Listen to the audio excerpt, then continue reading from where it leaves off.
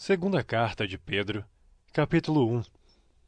Simão Pedro, servo e apóstolo de Jesus Cristo, aos que conosco alcançaram fé, igualmente preciosa pela justiça do nosso Deus e Salvador Jesus Cristo. Graça e paz vos sejam multiplicadas pelo conhecimento de Deus e de Jesus nosso Senhor, visto como seu divino poder nos deu tudo o que diz respeito à vida e piedade, pelo conhecimento daquele que nos chamou pela sua glória e virtude, pelas quais ele nos tem dado grandíssimas e preciosas promessas, para que por elas fiqueis participantes da natureza divina, havendo escapado da corrupção que pela concupiscência há no mundo. E vós também, pondo nisto mesmo toda a diligência, acrescentai à vossa fé a virtude, e a virtude a ciência, e a ciência a temperança, e a temperança a paciência, e a paciência a piedade, e a piedade o amor fraternal, e ao amor fraternal a caridade.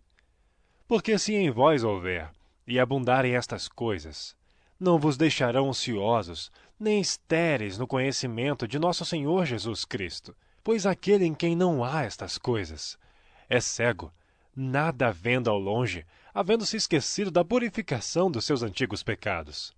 Portanto, irmãos, procurai fazer cada vez mais firme a vossa vocação e eleição, porque fazendo isto, nunca jamais tropeçareis, porque assim vos será amplamente concedida a entrada no reino eterno de nosso Senhor e Salvador Jesus Cristo. Por isso, não deixarei de exortar-vos sempre acerca destas coisas, ainda que bem as saibais, e estejais confirmados na presente verdade. E tenho por justo, enquanto estiver neste tabernáculo, despertar-vos com admoestações, sabendo que brevemente hei de deixar este meu tabernáculo, como também nosso Senhor Jesus Cristo já mo tem revelado. Mas também eu procurarei em toda a ocasião que depois da minha morte tenhais lembrança destas coisas, porque não vos fizemos saber a virtude e a vinda de nosso Senhor Jesus Cristo, seguindo fábulas artificialmente compostas. Mas nós mesmos vimos a sua majestade, porquanto ele recebeu de Deus Pai honra e glória, quando da magnífica glória lhe foi dirigida a seguinte voz: Este é o meu Filho amado, em quem me tenho comprazido.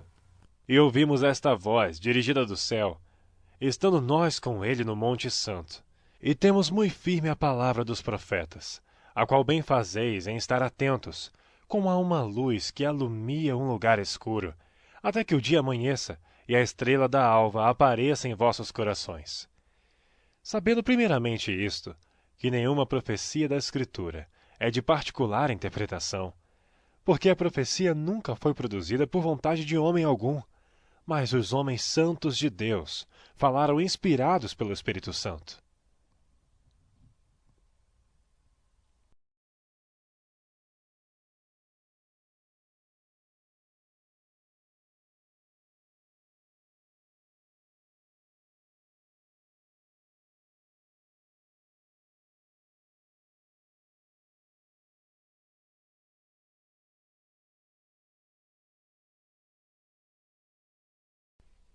Capítulo 2.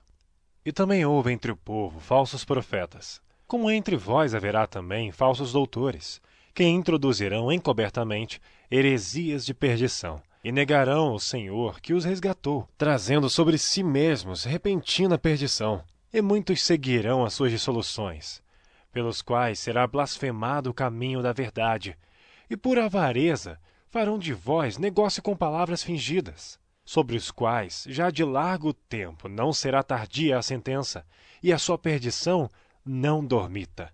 Porque se Deus não perdoou aos anjos que pecaram, mas havendo-os lançado no inferno, os entregou às cadeias da escuridão, ficando reservados para o juízo, e não perdoou o mundo antigo, mas guardou a Noé, pregoeiro da justiça, com mais 7 pessoas ao trazer o dilúvio sobre o mundo dos ímpios, e condenou à destruição as cidades de Sodoma e Gomorra, reduzindo-as a cinza e pondo-as para exemplo aos que vivessem impiamente.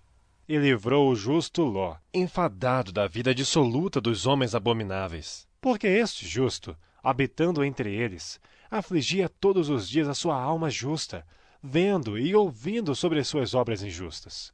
Assim, sabe o Senhor livrar da tentação os piedosos e reservar os injustos para o dia do juízo, para serem castigados. Mas principalmente aqueles que, segundo a carne, andam em concupiscências de imundícia e desprezam as autoridades, atrevidos, obstinados, não receando blasfemar das dignidades, enquanto os anjos, sendo maiores em força e poder, não pronunciam contra eles juízo blasfemo diante do Senhor, mas estes, como animais irracionais, que seguem a natureza, feitos para serem presos e mortos, blasfemando do que não entendem, perecerão na sua corrupção, recebendo o galardão da injustiça, pois que tais homens têm prazer nos deleites cotidianos. Nódoas são eles e máculas, deleitando-se em seus enganos, quando se banqueteiam convosco, tendo os olhos cheios de adultério, e não cessando de pecar, engodando as almas inconstantes, tendo o coração exercitado na avareza, filhos de maldição, os quais, deixando o caminho direito, erraram seguindo o caminho de Balaão, filho de Beor, que amou o prêmio da injustiça, mas teve a repreensão da sua transgressão. O mudo jumento, falando com voz humana, impediu a loucura do profeta. Estes são fontes sem água, nuvens levadas pela força do vento, para os quais a escuridão das trevas eternamente se reserva. Porque falando coisas muito arrogantes de vaidades, engodam com as concupiscências da carne e com dissoluções aqueles que se estavam afastando dos que andam em erro, prometendo-lhes liberdade, sendo eles mesmos servos da corrupção. Porque de quem alguém é vencido, do tal faz-se também servo. Porquanto se depois de terem escapado das corrupções do mundo, pelo conhecimento do Senhor e Salvador Jesus Cristo, forem outra vez envolvidos nelas e vencidos, tornou-se-lhes o último estado pior do que o primeiro. Porque melhor lhes fora não conhecerem o caminho da justiça, do que conhecendo, desviarem-se do santo mandamento que lhes fora dado. Deste modo, sobreveio-lhes o que por um verdadeiro provérbio se diz: o cão voltou ao seu próprio vômito, e a porca lavada ao esponjadouro de lama. Capítulo 3. Amados, escrevo-vos agora esta segunda carta, em ambas as quais desperto com exortação o vosso ânimo sincero, para que vos lembreis das palavras que primeiramente foram ditas pelos santos profetas, e do nosso mandamento como apóstolos do Senhor e Salvador, sabendo primeiro isto, que nos últimos dias virão escarnecedores, andando segundo as suas próprias concupiscências, e dizendo: onde está a promessa da sua vinda? Porque desde que os pais dormiram, todas as coisas permanecem como desde o princípio da criação. Eles voluntariamente ignoram isto, que pela palavra de Deus, já desde a antiguidade existiram os céus e a terra, que foi tirada da água e no meio da água subsiste, pelas quais coisas pereceu o mundo de então, coberto com as águas do dilúvio. Mas os céus e a terra que agora existem, pela mesma palavra, se reservam como tesouro, e se guardam para o fogo, até o dia do juízo e da perdição dos homens ímpios. Mas, amados, não ignoreis uma coisa, que um dia para o Senhor é como 1000 anos, e 1000 anos como um dia.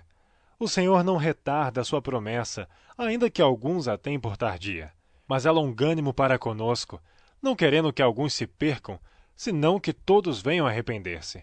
Mas o dia do Senhor virá como ladrão de noite, no qual os céus passarão com grande estrondo, e os elementos ardendo se desfarão, e a terra e as obras que nela há se queimarão.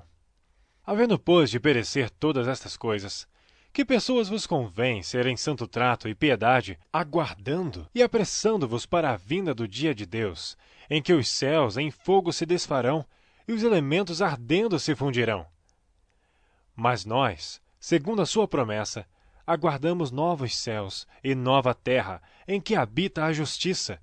Por isso, amados, aguardando estas coisas, procurai que deles sejais achados imaculados e irrepreensíveis em paz. E tende por salvação a longanimidade de nosso Senhor, como também o nosso amado irmão Paulo vos escreveu, segundo a sabedoria que lhe foi dada.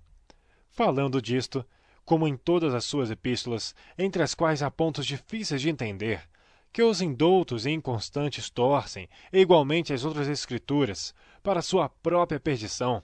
Vós, portanto, amados, sabendo isso de antemão, Guardai-vos de que, pelo engano dos homens abomináveis, sejais juntamente arrebatados e descaiais da vossa firmeza. Antes crescei na graça e conhecimento de nosso Senhor e Salvador, Jesus Cristo. A Ele seja dada a glória, assim agora como no dia da eternidade. Amém.